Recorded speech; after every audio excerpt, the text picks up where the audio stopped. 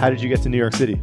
I got to New York City because basically I'm in love with. I fell in love with a girl who we were living in New Orleans, and she's a sculptor, fine artist. Obviously, I'm a musician, so we met in like the art scene in New Orleans, and she got into an MFA program here, and I moved here with her. Yeah. Were you excited about moving to New York? No.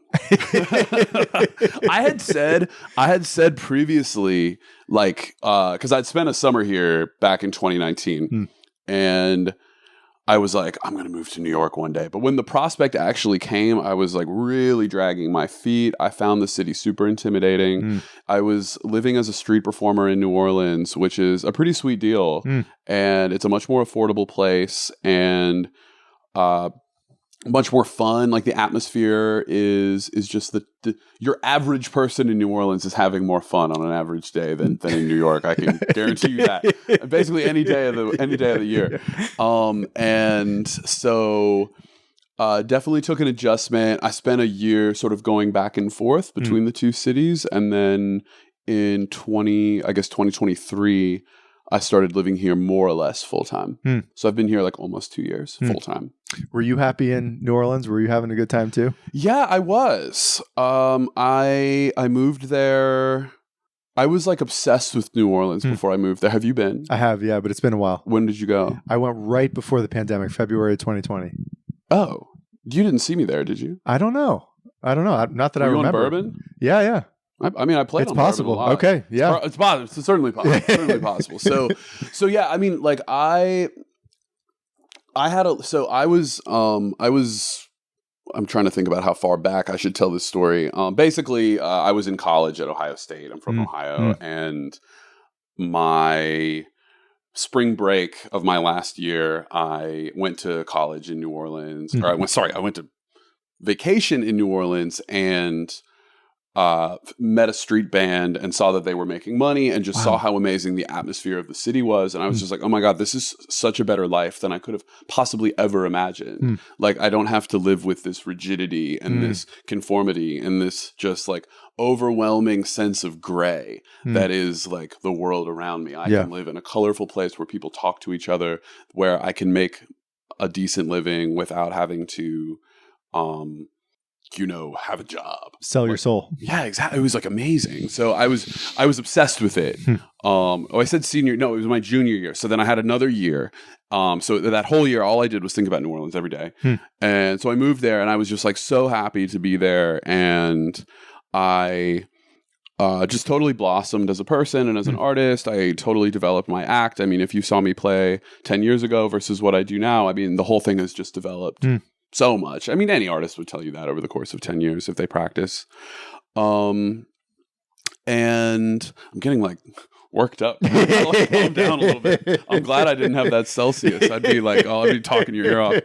So, yeah, I think that in retrospect, I didn't really have the kind of the perspective at the time, but sort of being removed from it now, I think that in some ways, being in New Orleans was sort of holding me back as a person. Also, I developed a number of addictions and kind of a number of bad habits that I think were sort of keeping me in this state of arrested development. Yeah, it's a city full of Peter Pans, New Orleans, and so moving here, I think I've matured a lot. I've gotten like a better perspective on life. I certainly was not happy, but when I first got here, but I think even in the last week, I was just thinking about how happy I am to be here right now. It was just like so much cool stuff happening all the time, which is what everyone says. But I don't know if I had enough access to it yet to really know. Was it hard to recognize that it's time to go somewhere new? Yes.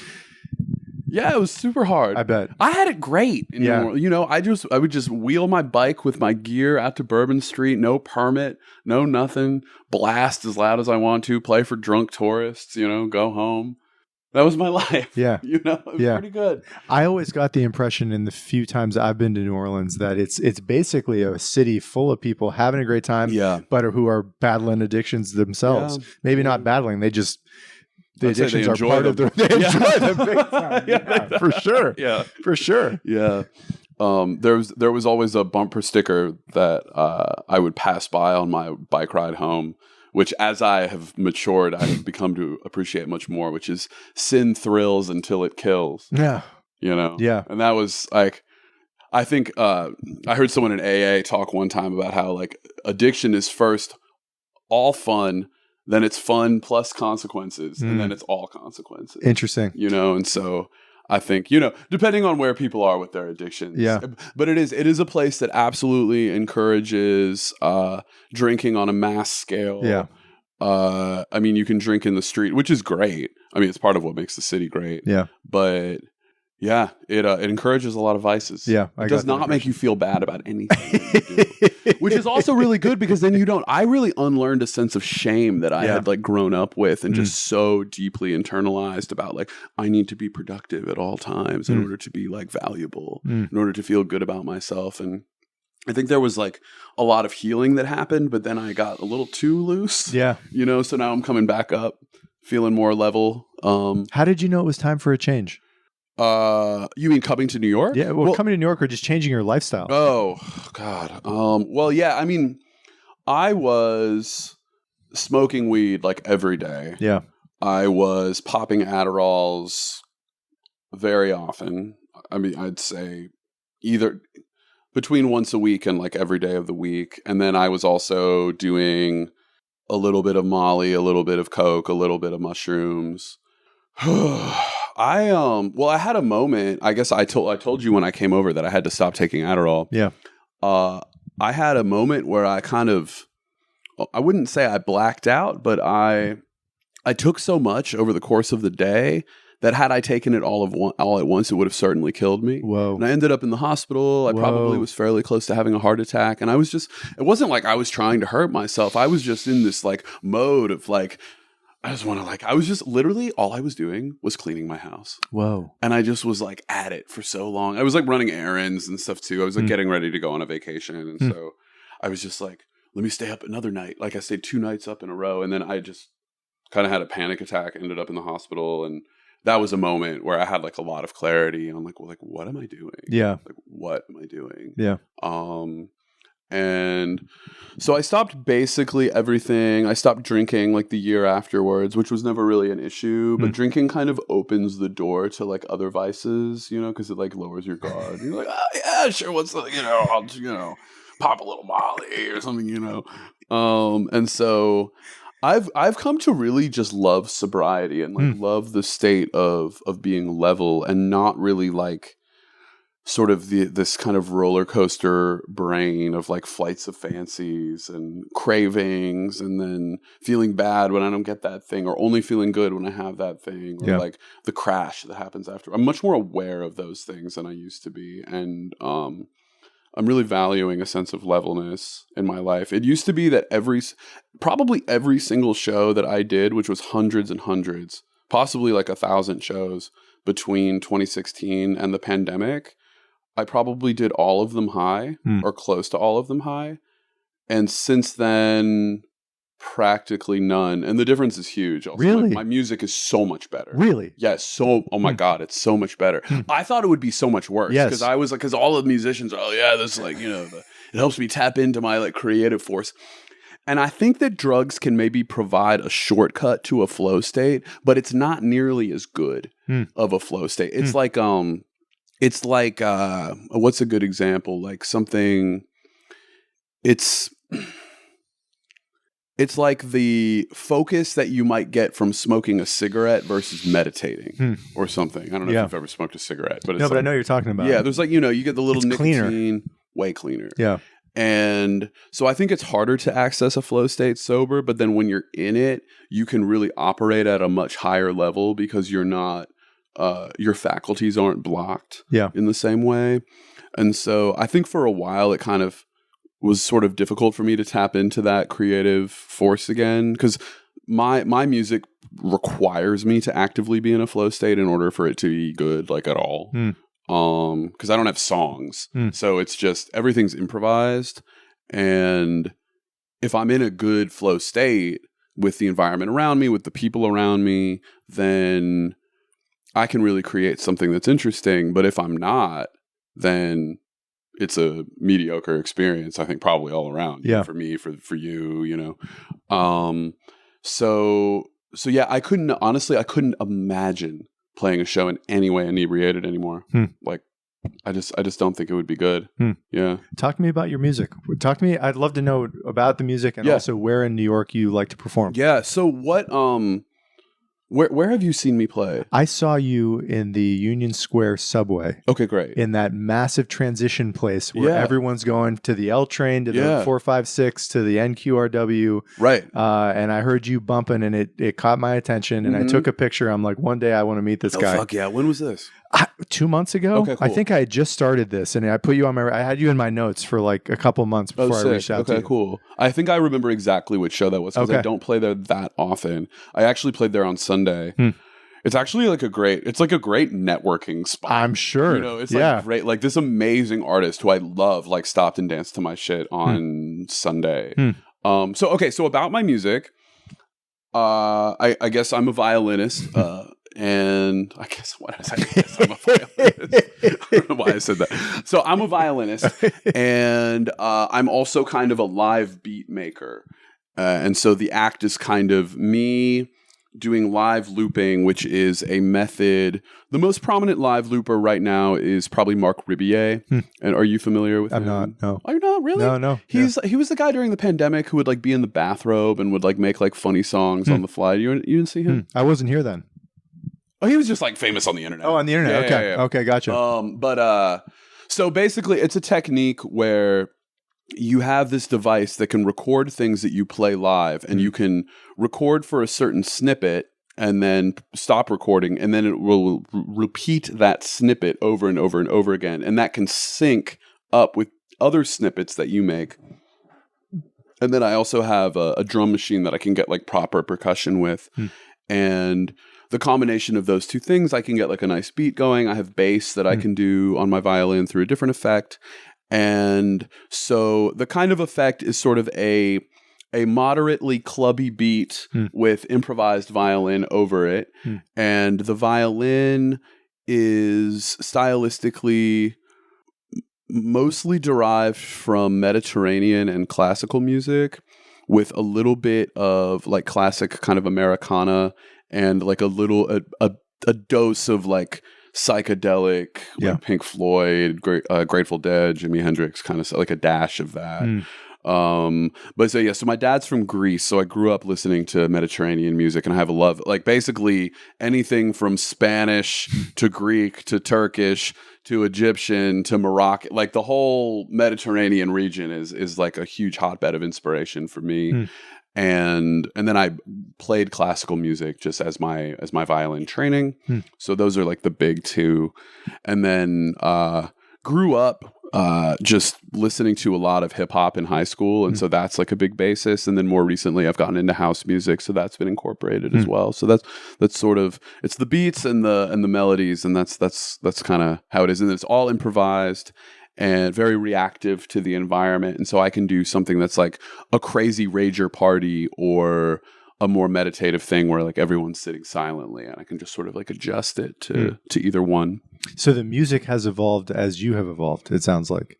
Yeah. I mean, I would say, you're creating a narrative here. I like this. Is that fair? You're fine. Yeah, I think so. Yeah. Well, I mean, I would say that my music has gotten a lot. I would say as I have sort of become more attuned to my environment in a sober state, I have tried less to take something in the direction that I want to take it, like sort of forcing it in a direction, which could sometimes work and sometimes not work, and instead react more in the moment with the environment and kind of meet the environment where it is a little better. I think that back sort of pre-pandemic in my kind of party days, I would always try to create a rager environment. Now, I was oftentimes very successful, but I think that sometimes I would come in like a bull in the china shop and totally misread the vibe, and that's like not what people would want, but it's like the only thing that I could do. And I didn't have the emotional wherewithal to really recognize that wasn't like the thing that I should be doing in that moment, you know? It's like if you go, I mean, it's like a DJ that's just like playing like really hard dubstep at a cocktail party, you know? It like doesn't make sense. I don't know if I ever did anything that egregious, but you know, that I'm making, you know, an example just for the sake of it. And so now I think that I'm a little bit able to, you know, if it's a mellow environment, I can meet the environment in a mellow way and not feel like I need to take it to this party place. That was I felt this beast inside me that needed to take it to this crazy place. And I still feel that way. And I have to struggle against that notion, but I have a much better kind of grasp on like what is actually happening right now, and not just like what is all this crazy chemical shit going on in my head that like makes me want to go fucking wild. It oftentimes worked because I was playing in these crazy environments, so it worked. I'm playing in the thing about New York. I don't play in nearly the same kind of crazy environments here as that I did in New Orleans, and so. I mean, every show that I did in New Orleans was past 6 p.m. and everyone was drunk. Yeah. You know, it might have been at 1 a.m., you know, whereas here, I mean, my shows wrap at like 8 p.m. or something, you know, because you can't, I mean, you know, people, the complaints start rolling in, you know, so it's hard to find a place where you don't get, where the police aren't called on you here. Oh, and you asked me, so where do I like to play? I like to play Union Square. I like to play Washington Square Park, although that's been very fraught with complaints recently. And, I play around different places, like sort of around Times Square and Central Park a little bit. Haven't really explored Brooklyn too much, but now that I live here, I think that I will. Yeah. I would love to go back to the moment you go down to New Orleans during spring break. Yeah. I understand that story. And you meet a street band that is surviving and even doing relatively well. It sounds like living there. What did you learn from them? Are they like they're making enough money to break even and pay their bills? What did they tell you about that planted the seed for you to know this could be a possible future here? Yeah, I mean, they taught me if it wasn't for them, I would be a high school teacher right now, like for sure. Like, I mean, maybe I would not be a street performer, right? And music would probably be a sort of a casual thing in my life. Yeah, So I had been street performing for fun in Columbus, where I'm from, and there would be a monthly art event, and I had like a nice arrangement with one of the business owners that had a parking lot kind of in like the central area.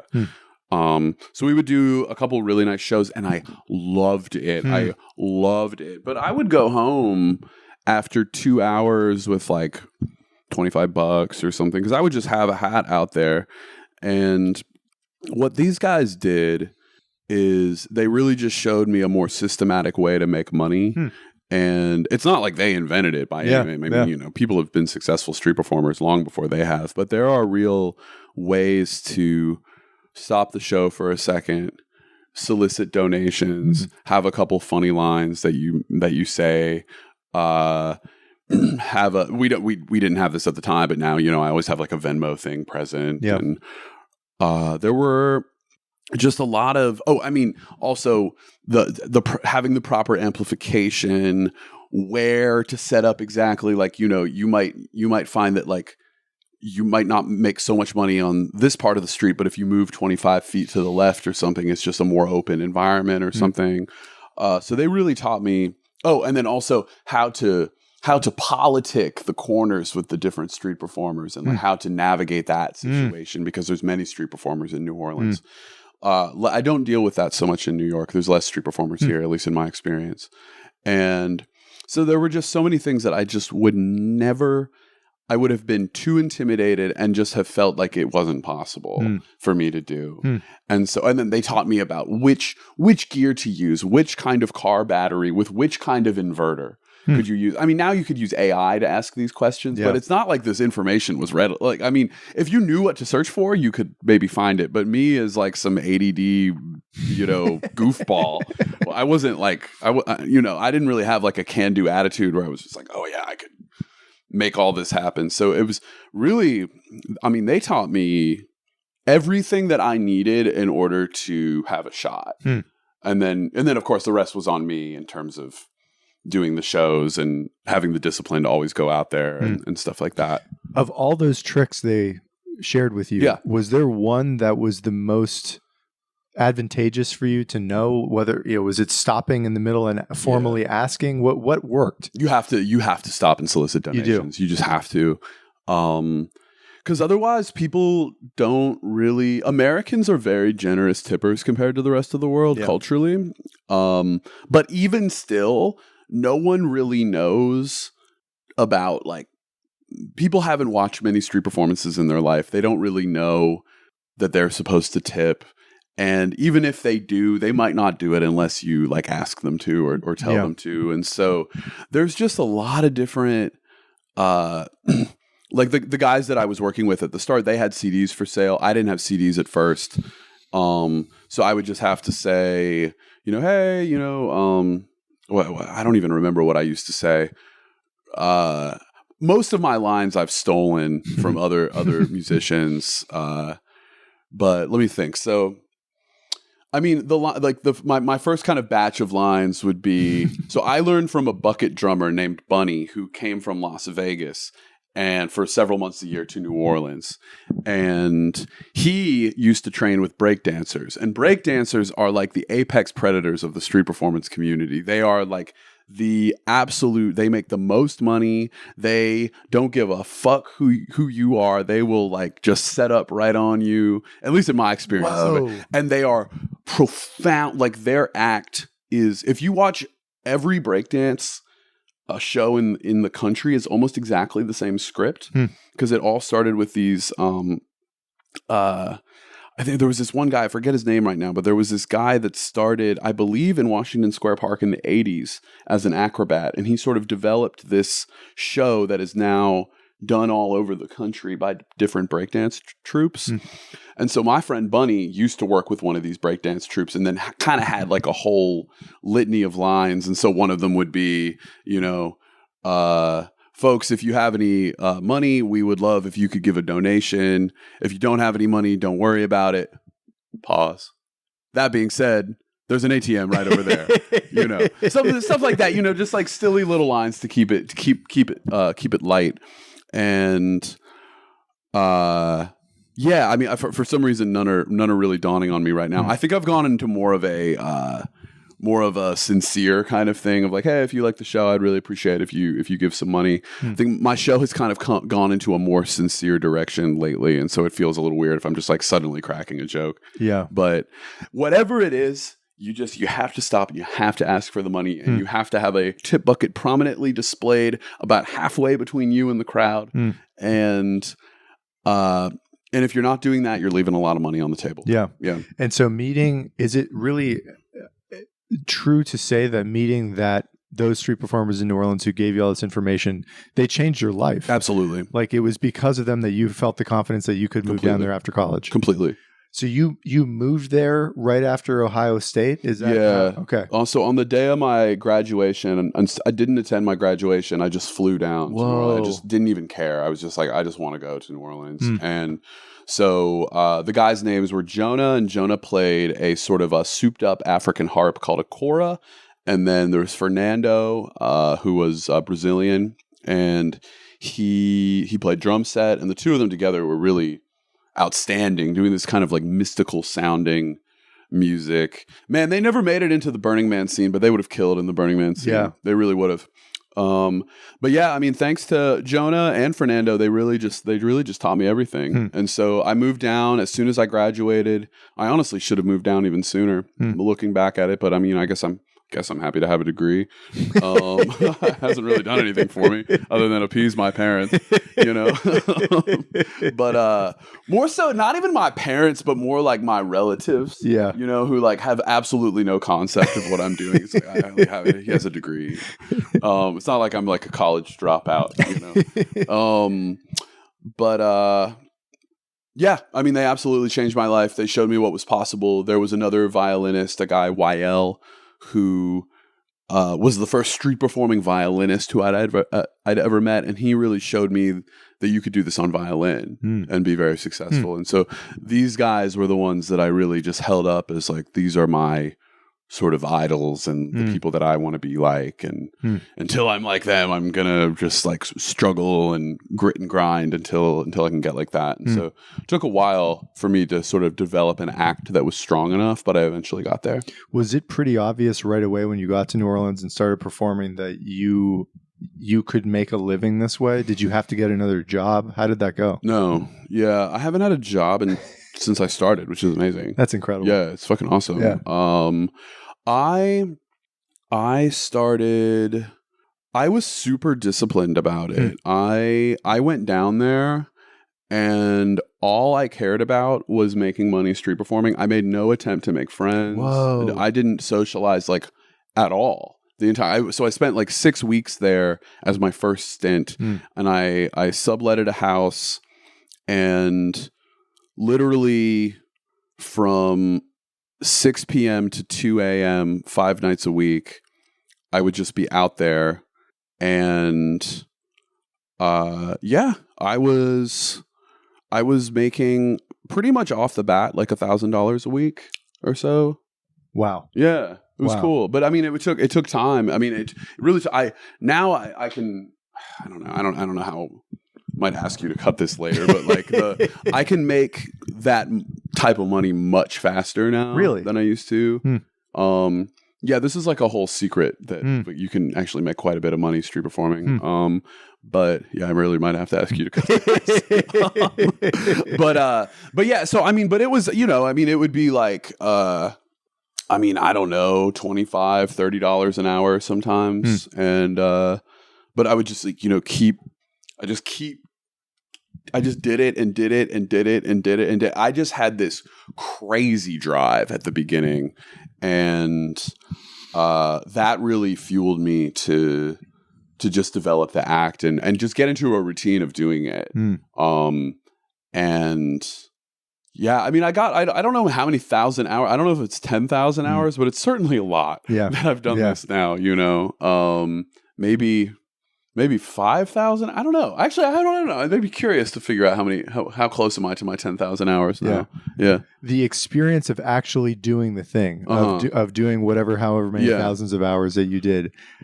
Is that like for you, like a flow state experience? Are you just loving doing this? Like, this is what you're supposed to be doing? How are you feeling while you're It's a great question. Getting after it? Yeah, it ranges. So at its best, I can be in a flow state. And so that happens more easily when I have a lot of people around me. That's like when that's like when I can most easily access it, because I get so excited off of other people's excitement. For sure. More recently, I've been able to access it with fewer people around. And that's been very useful in New York because I don't get the same size of crowds usually. And so at its best, I'm in a flow state. There would be times, especially early on, I think in New Orleans, where it was just like, okay, here I am out here. Okay, I just have to keep doing this, but I would just kind of be looking at my watch or something like that. But thankfully, I don't normally feel like that. I think that what we were talking about this before the show started, about this, one of the key elements of being an artist is having a sense of what you like and what makes you feel good, and just like constantly pursuing that. Which is of course different than someone asking like what would be marketable or for something sure like that. For sure. And maybe they'll succeed in making something marketable, but it probably won't be particularly exciting because it doesn't even excite them. Yeah. And so I just try to, whatever I'm doing, be excited about it. And what I've found is if I'm not excited about it, I'm probably not as tapped into either my own inner state or the state of the environment around me. And so I'll try to like change something up until I can find a vibe musically that kind of matches, and then I'll start to feel good. Like the other day I was playing in Union Square. I do this thing now. I play with this drummer, Go Alan Go. Oh, you got to talk to him. I'd love to. He's amazing. Awesome. Have you seen him on my Instagram? I don't think so. Okay, I'll check him out. He's incredible. Yeah. I used to think I was the most hardcore street performer ever until I met him, and he blows me out of the water. Like blows me out of the water. So. He kind of taught me that in New York, it's especially good to just never take a break, because when you take a break, you lose. Even having like 3 people is so helpful to get more. Start going from 0 to 1 and then 1 to 2 is so infinitely harder than from going 4 to 5, 5 to 6, because of this element of like quote unquote social proof. For sure. Of people like, oh, this is actually a show worth watching. And so playing continuously is a very valuable thing, because then you always will have 1 or 2 people around and then to build a crowd off of. And so I'm in the subway. It's so hot. I'm literally sweating through my pants. And I'm maybe 2 hours into my 3-hour continuous set. And I'm really starting to feel fatigued. And I'd been doing these like kind of more heavy hitting club beats. And I was just like, God damn it. And I had this real sense of, God damn it. This is just like a slog. And I was like, what am I doing? Playing this stuff. I had like maybe one person kind of half watching me, half on their phone or something. Like, why am I playing this like heavy stuff? And it felt good before. It doesn't feel good now. I really mellowed the vibe out, started playing something that was almost ambient with like a little just like boom, boom, boom, boom, like heartbeat on like the kick drum.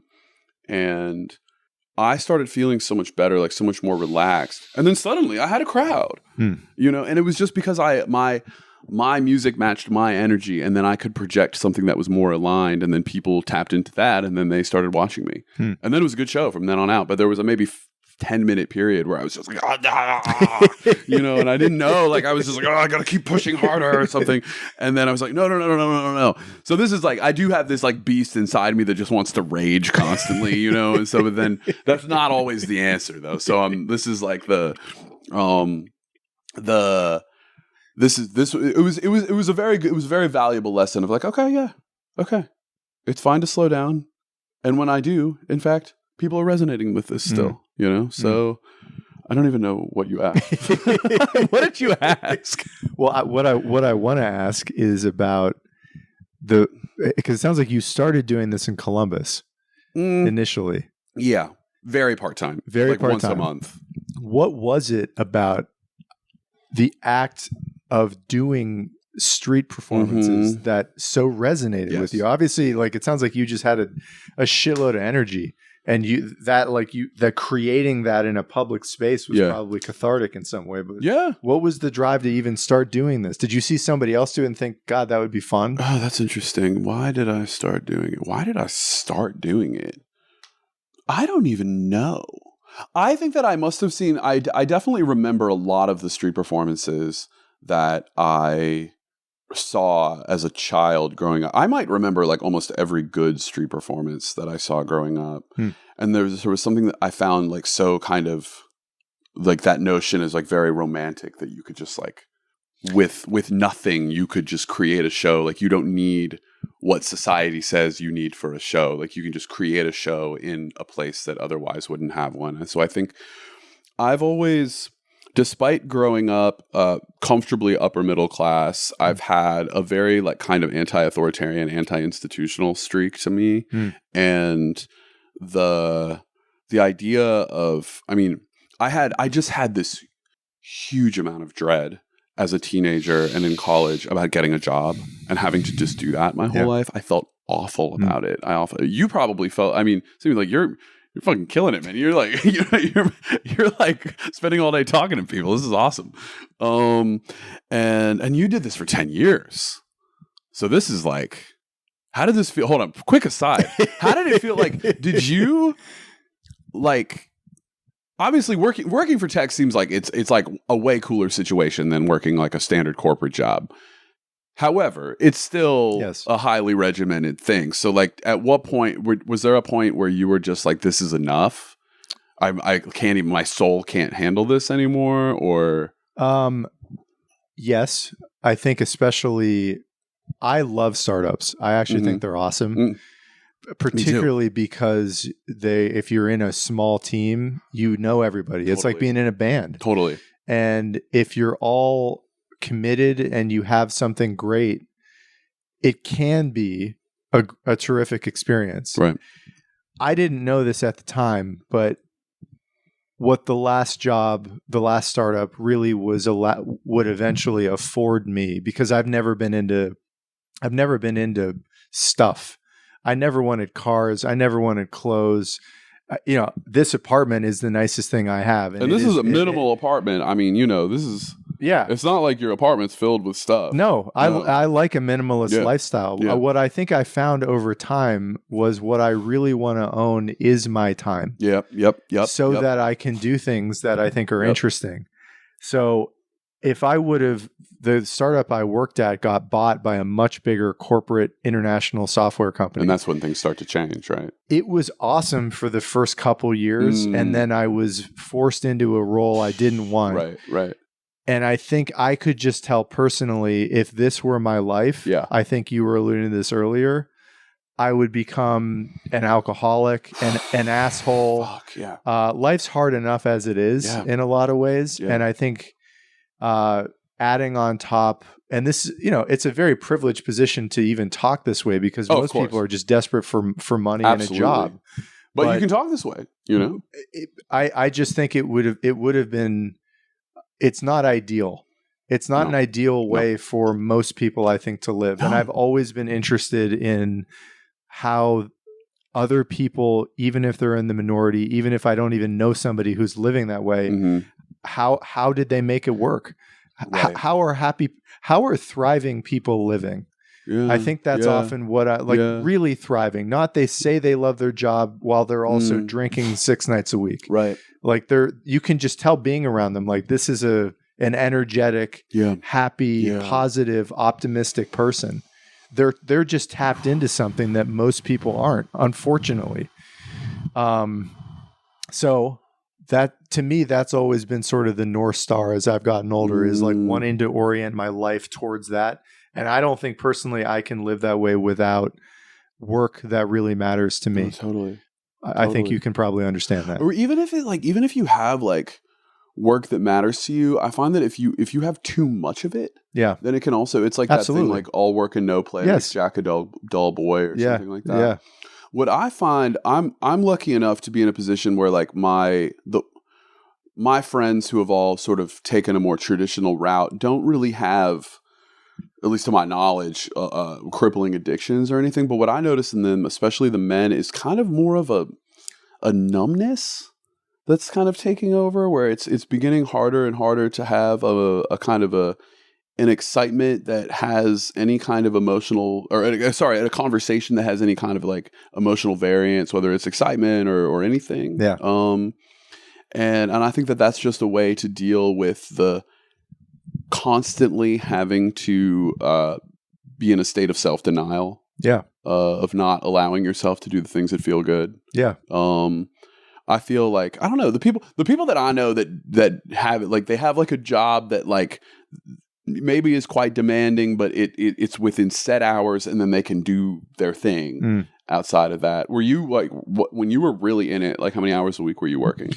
I was lucky in that the last job I got, we had from very early, there's a term in the tech world called product market fit, which is essentially that you have built a product at the right time in the right situation where there's just money flowing in. So like any successful app is basically a the companies everybody's heard of that everybody uses probably has had this experience, and they're probably still that thing. They're not really doing sales. It's more like people already know they want their product, and then you have to basically not fuck it up. I was in sales. You were in sales. But but it wasn't the traditional sales like you would see people trying to solicit money and donations on the corner here, where they're, hey, can I talk to you for 5 seconds? Like, please come talk. It's like I was turning people away from having conversations with me because I only had so much time during the day. Holy shit. And so you were working with really successful companies. I got very lucky. Damn. I got very lucky. That's and awesome. I also had failed multiple times previously. So you hopefully learn from failure and then get better. Wow. Have you worked for any firms that I'm aware of? The big company that people would know that I worked for was Atlassian, which is they're all over the world. What do they do? Jira is their big product. It's a massive business now. I guess I've missed this one. What's Jira? Jira is a product management software. It's sort of the product management tool in the world. Like how Salesforce is sort of like the CRM. Yeah. product for software. Jira is that in that world. Cool. So it's also a little monopoly. Wow. That's great. And I loved the experience there. I loved my time at Atlassian in general was great. Mm-hmm. I just, if I could get a lifeline out and do something else, I was going to do it. It's amazing.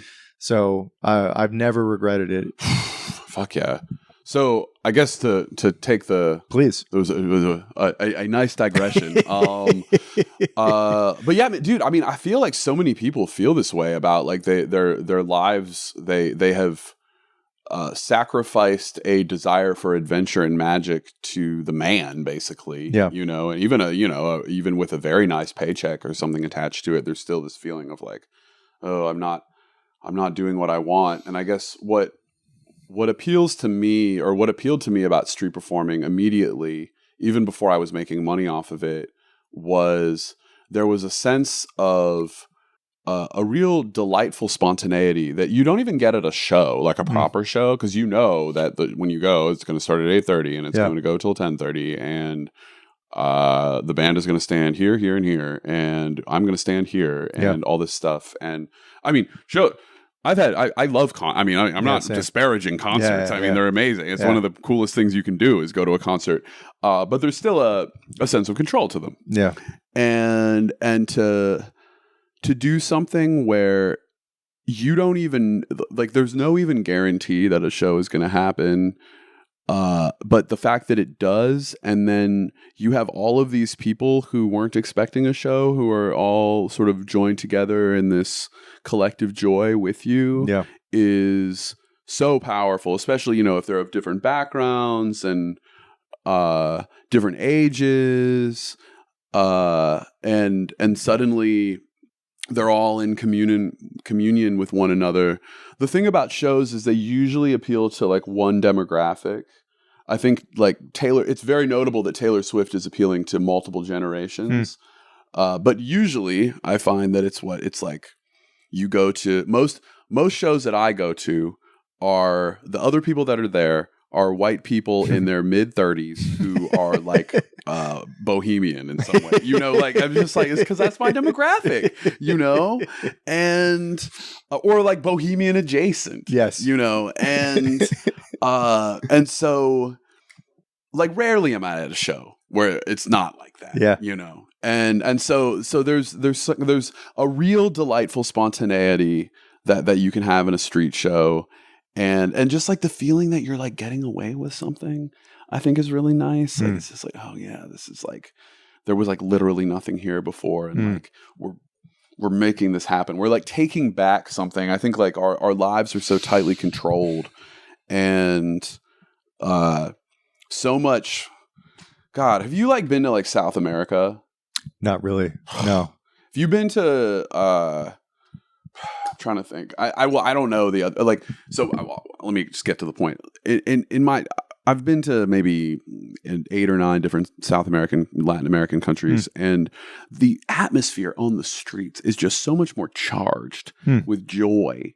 And like, New Orleans is like this by far the most in America, but like Bogota is crazy. Like Havana is crazy. There's people everywhere, just dancing in the streets. Everyone's playing music. It is like a beautiful scene. And there's such a kind of like a life force that we don't have here that I think is intentionally kind of getting squished out here by this like sort of gray tidal wave that is like overtaking everything.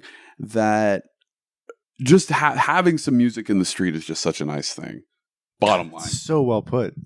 What did you see? I don't know if any other cities in South America or the Latin America come to mind, but what did you see? I think you just described this a little bit, but what did you notice? There's just like, there's just so much. There's just so many more people in the street. Now, okay, we live in New York. There's a lot of people in the street, and there is it's not like the only thing that is happening on the street is people commuting, but a lot of it is people commuting, or doing something that is quote unquote productive, or going between things that are quote unquote productive. Whereas there isn't the same culture of needing to be productive all the time in Latin America, at least that is palpable to me.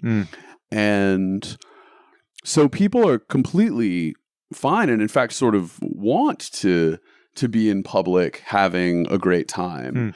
And so you'll just see so many more people in parks, and there's just, people yelling at each other from across the street. There isn't like this feeling that you can't talk to people. You can very much talk to people. It would be completely normal to talk to people. And then I think that there's many more like public events. Now, obviously there's public events here. It's just, even here, they're just like not as fun. Maybe like there was the Puerto Rican parade the other day in Bushwick. That was fucking awesome. That was fucking, because everyone's like lit, like we have a culture here, particularly the kind of the middle class white culture is, it leaves a lot to be desired, It's kind of like, it's a little dull, like it's just it's a bit muted. It's a bit muted, and it's just like, it's like, have you seen that movie, My Big Fat Greek Wedding? Yes. Okay. So my dad is from that family. Like he's Greek from a family exactly like that. And my mom is from a family exactly like the boyfriends, just like waspy, very like, and so there's a scene in the movie where it flashes between, now Greeks have sort of become white. But this was more of the sort of when we were ethnic. This is a longer conversation, but there's this scene where they're visiting, I forget her name, Nia's house, and or Tula, and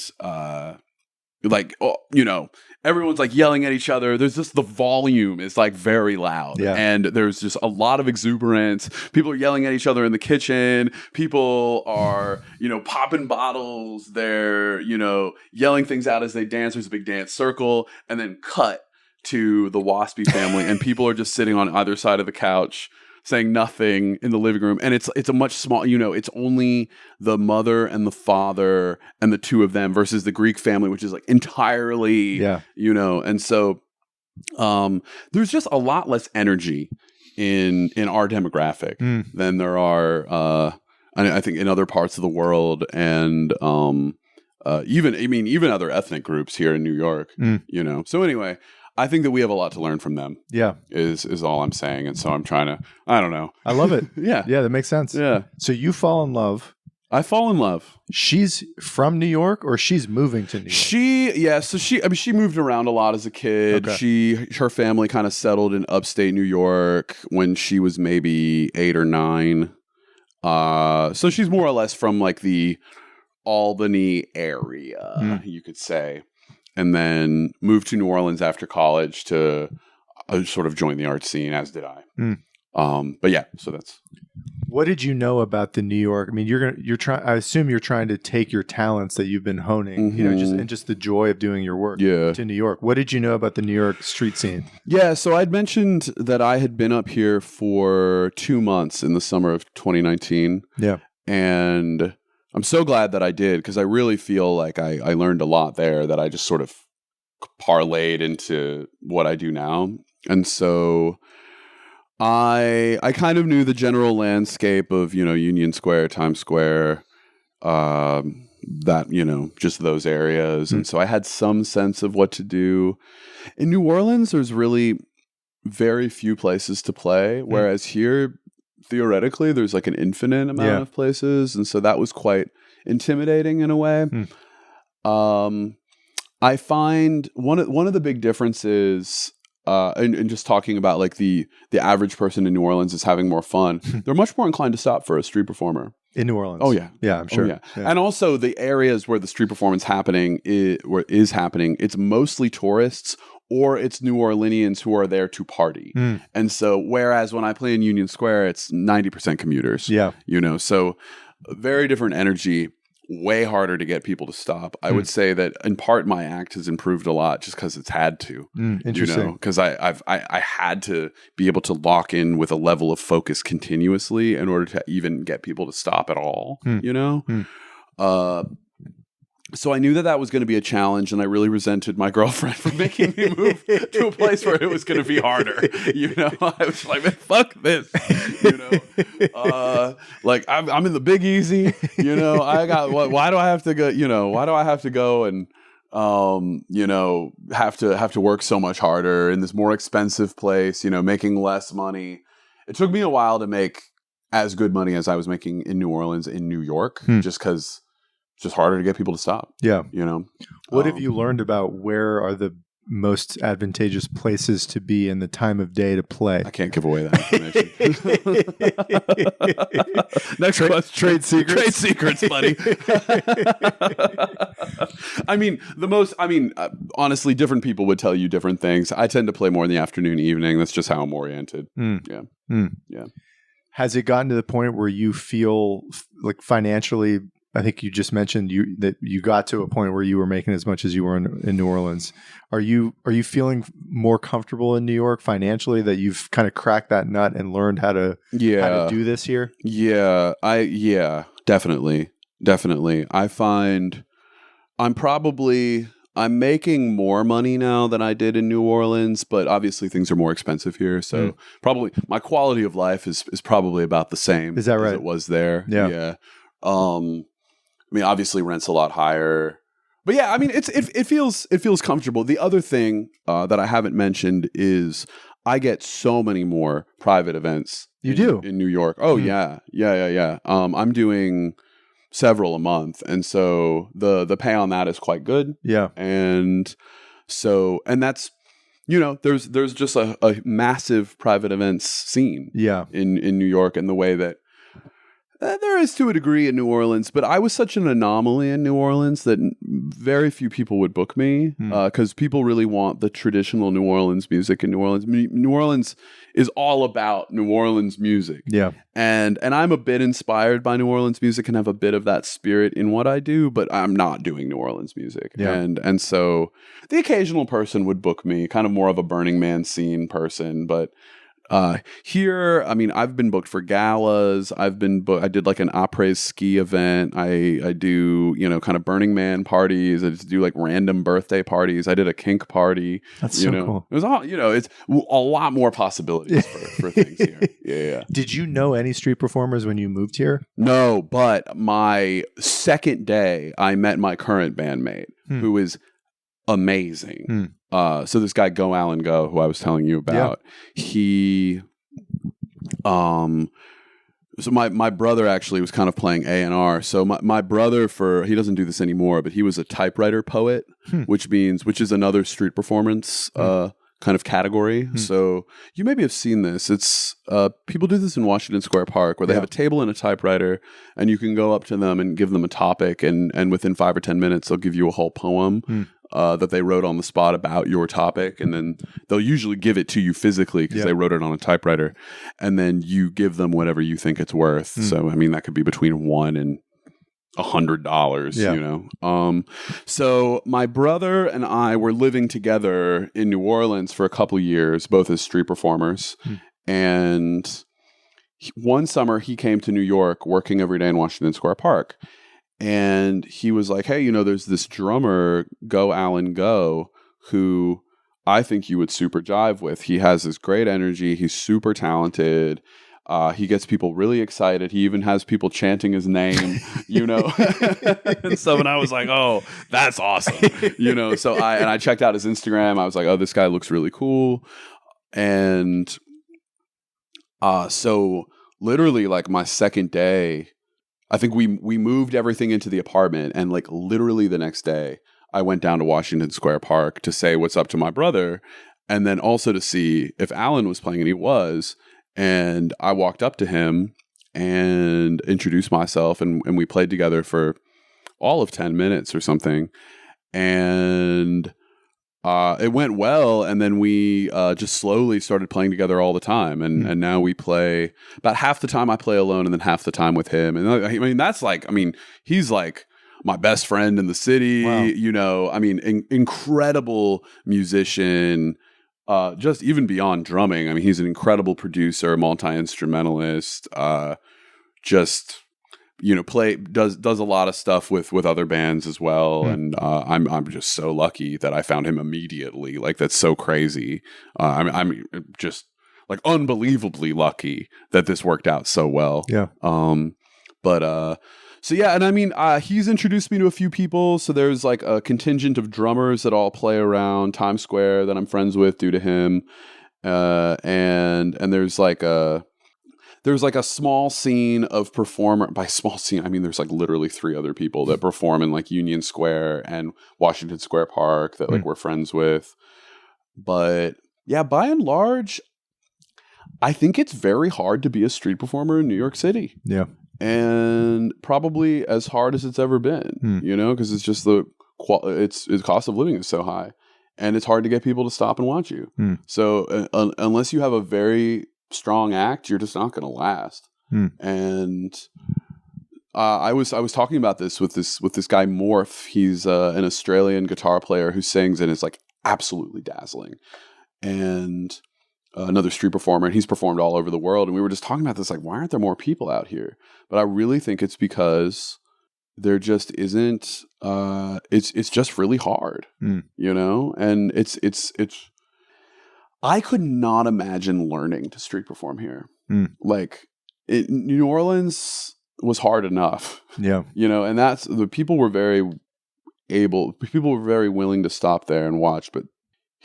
I would have been so discouraged if I was learning here. And on top of that, my rent's like $2,000. Like, what? Yeah. Like, just impossible. Or I would have had to have a part-time job and couldn't have invested the time to really perfect the act, you know? So are the people that are doing it here, some of whom you've already mentioned, do you all know each other? Because it sounds like it's a relatively small community. Yeah, I mean, I'm sure that there's people that I don't know, you know, that perform in other places.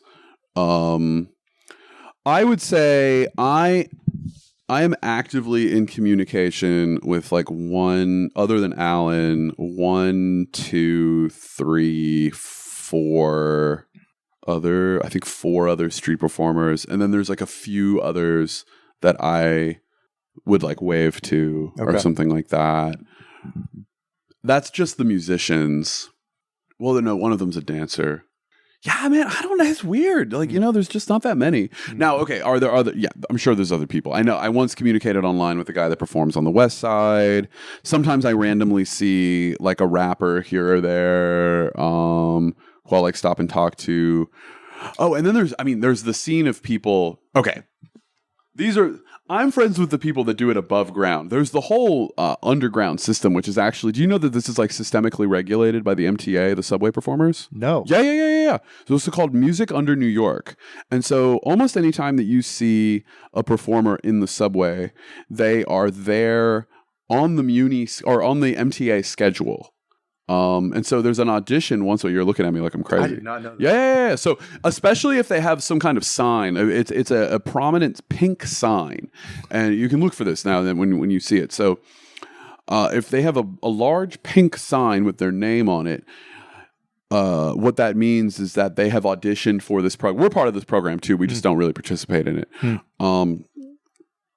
And then so every 2 weeks they assign spots all over the city, and so it's all the best spots. It's where you saw me in Union Square. It's the big mezzanine in Times Square. Yeah. It's Herald Square. It's the ferries. Basically, I mean, they probably consulted a lot of street performers and were like, what are the best spots? We're going to regulate these. And this is what they came up with. Yeah. Because it is all the best spots. Grand Central Station, blah, blah, blah. And so then they come up with a schedule, and then you can have as many slots as you want to street perform. And so that's nice because, you know, like, oh, for 3 hours, I have this like guaranteed spot, and it's in the subway, so people aren't going to complain. And I'm not going to get booted off by any like an event that's happening or, you know, some other asshole street performer. And so there's a lot of performers in the subways, like a lot. But in terms of people that do it in the parks and the streets, very few. Yeah. And that tends to be who I know because that's where I am. I just like it more. I mean, it's like being in the subway all day is like depressing, you know? So, you know, but it's cool. I mean, obviously there's a ton of people that do it. But it's almost like a different scene. Yeah. The underground scene. Yeah. Than the overground. I don't know how much feedback you've gotten, but like as you have gone off the beaten path now for a while, right? I mean, it's been years you've been doing this. 10 years. 10 years. Yeah. How's the reaction been from your family, from your community? Like, are they now thinking you're less insane than they once did? What's the vibe? They were actually really excited from the get-go. Yeah, I'm super lucky to come from a family that is they're very like humanities, arts focused. My dad's a literature professor and my mom writes literature, and so it's like she's a writer. And so they're very inclined towards the arts, and so the fact that I think the fact that I was going down and I had like a financial viability with it was really like the key thing. Yeah.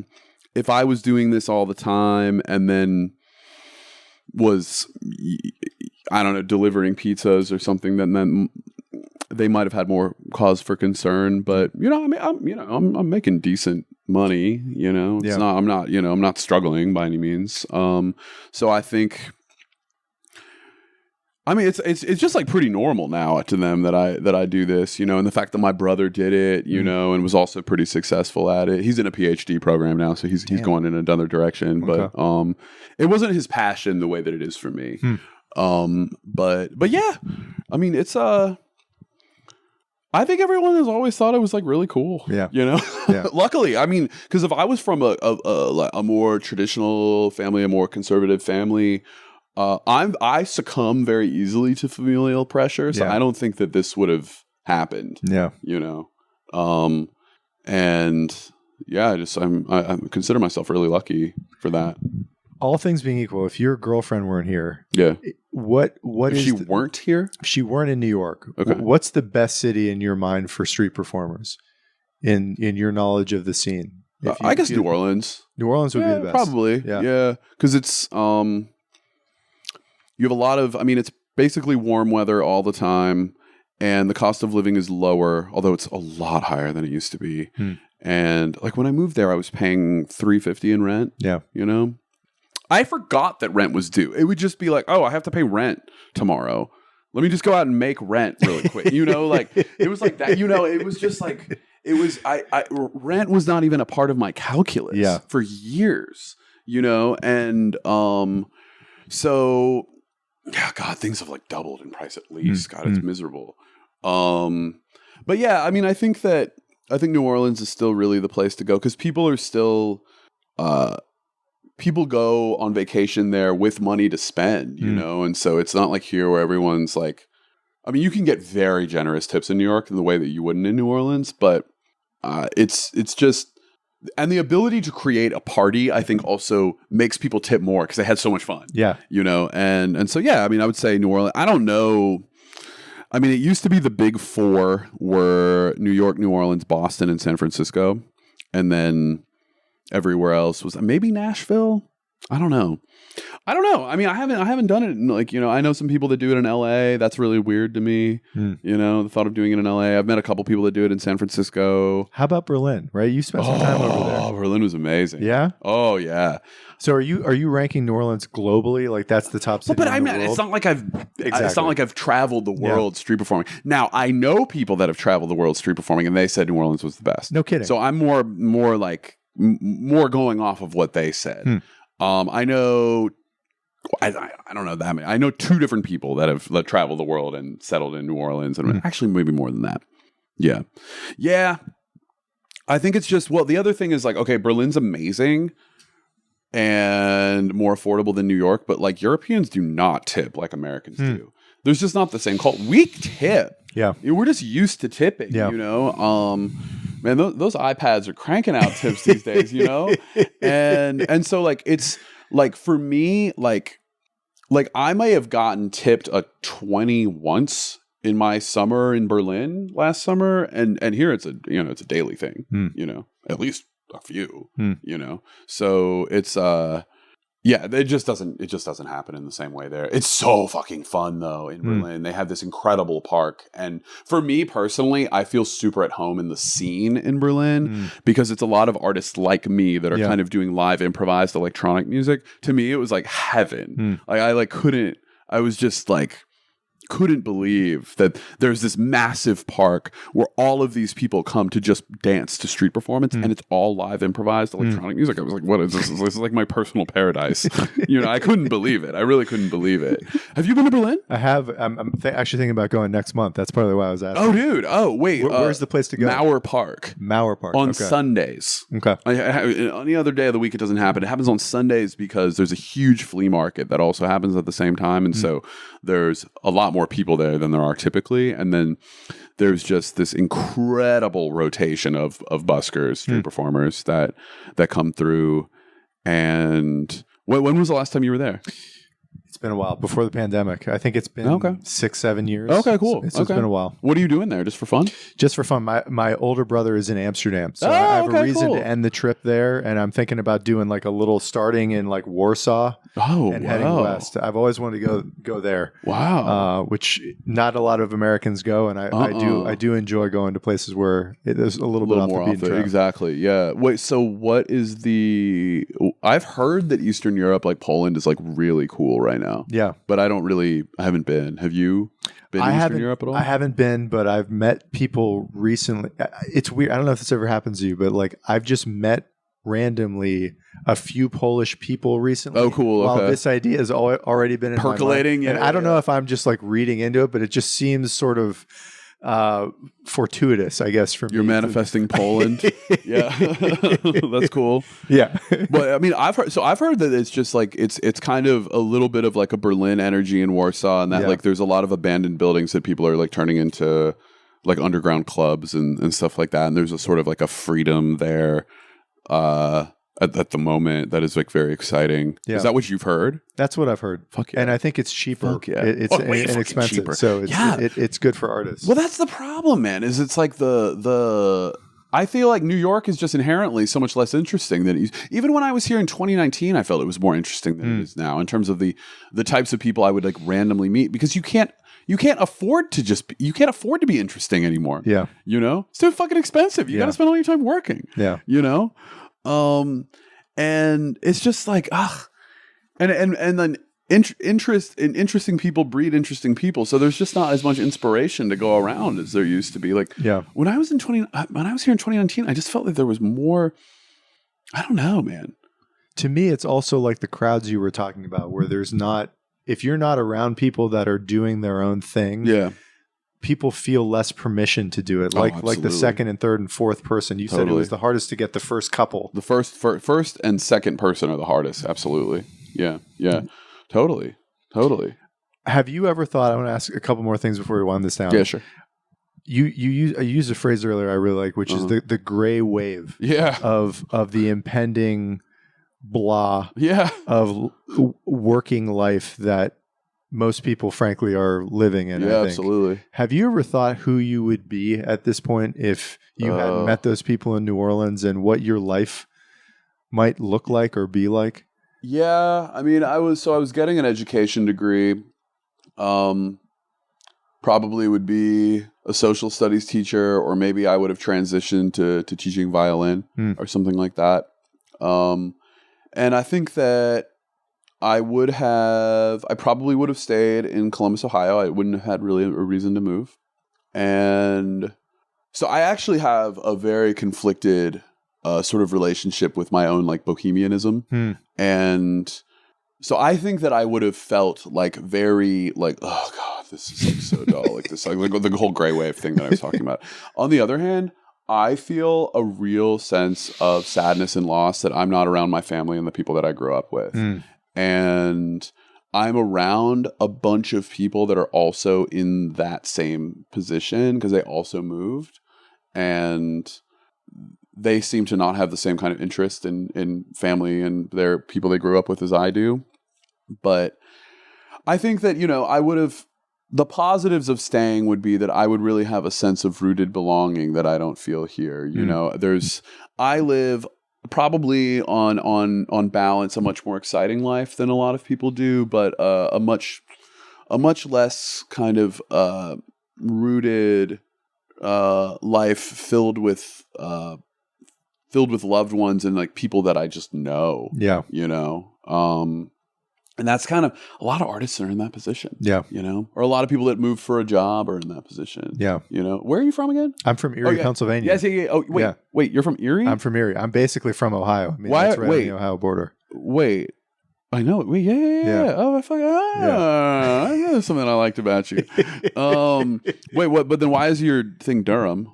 Because you went to Duke. I went to Duke. Yeah. What'd you study at Duke? Tech or something? No, dude, I was a total fraud in tech. I had no business being in that world. So we won't tell anyone. I studied politics and religion. Oh, sick. Okay, cool. It was social science. That's kind of what. Okay, yeah, because I was doing like a general like social studies or social sciences thing. So that's cool. Okay, so we kind of studied similar interests, probably. Oh, cool. Okay, cool. So wait, what? How did you parlay this into a tech job? By luck. I moved to San Francisco when I was 26 into it was not really a room. There was a living room that had a bookshelf dividing it, and behind the bookshelf was a twin size bed. And 4 guys from my class at Duke who were all broke in their 20s living in San Francisco had this open up. It was $450 a month. Yeah. And that's what allowed me to be able to move out there. Fuck yeah. And that's when all the tech jobs were moving into the city. So just by pure happenstance, I was there as all of these because it was startups in Palo Alto before. It was in Silicon Valley, which is Palo Alto and Menlo Park and down in that area. Okay, so you weren't even thinking tech. No, I was trying to get nonprofit jobs. I was trying to get interviews at nonprofit jobs when I first got out there, and I couldn't get hired. I couldn't get work. And the only jobs that were available were these tech startup jobs. Holy shit. And that's oh my God. That's how I got into it. I remember the first job I got was an app on the iPhone was a year and a half old at that time. Shit. I didn't even have a phone personally that could download the app for the product I was going to go work for. Oh my God. I had no money. I mean, I didn't have a way to really afford that kind of lifestyle. Whoa. So yeah, I mean, a lot of it was just pure luck. It was not intentional at all. Wow. That's I mean, wow, you were really in the right place at the right time. No doubt. I had no idea at the time, but in retrospect, yeah, for sure. Wow. What would you be doing if you hadn't gotten that job? I mean, still be doing office work somewhere. I don't know in what capacity. Yeah. I never wanted to make any money. Like I never thought I had the skills to make money, frankly. So I didn't really expect that would be a part of my life. And I would have been happy making 60 or 70 grand a year doing whatever. Yeah. I mean, I remember many, many years where I was making far less than that. I wasn't an unhappy guy. Right. Like you don't know any different. Right. Well, I think a lot of the times, like people get more money and then what they spend their money on just goes up, and then they need those things. And then it's just like you just raise your baseline. Yeah. And it's just like, I don't know if I'm any happier than I was when I was like 17 riding around on my bike all the time. Like truly, I don't know if I am. Like, yeah, I mean, like, are you, well, now you haven't made now, dude. Like, you're like, you have like a dream situation now, where you can kind of do what you want all the time. But like, I mean, I don't know. Do you think that you would have been happy, like just like working at a nonprofit for your career? Compared to my life now, it would be difficult. This is fucking sick. Because I get to meet people that I'm really interested in all day long. And so but having not had any different of an expectation, if that would have been my path, I think I would have been fine. I think I would have felt like that was totally acceptable. And would I have been thrilled? What I wonder about is if as the years rolled by, it's different when you're in your early 20s and you don't know any different. But as you're aging, if you're like, is this going to be my life permanently? That something may have kicked in to be. And I frankly, I remember this time in my mid to late 20s where I was broke and I wanted to travel. That's what I wanted money for. And I wasn't going to be able to make the kind of money I needed to travel working in nonprofits. Totally. And I remember telling my dad, I think it's time I at least start making more than I'm making now. Right. Because there are just things I want. Right. Probably I would have wanted more things as I would have gotten older and pursued that. But I mean, dude, you're like kind of like pretty Spartan in here, Yeah. Not that it's unattractive, but it's just like it's bare bones. It's bare bones. I like it that way. Yeah. I don't wake up thinking like, boy, I really need more in here. Nice. I think for conversation, it's kind of nice not having too many distractions. And remember, I saw a documentary about Rick Rubin a couple years ago. Love Rick Rubin, and I love him too. Yeah. And the room where he meets with his artists is all white. And he has it repainted white every couple weeks or something, just so it's like super white, so that it's like this expansive setting. I think that helps with like creativity.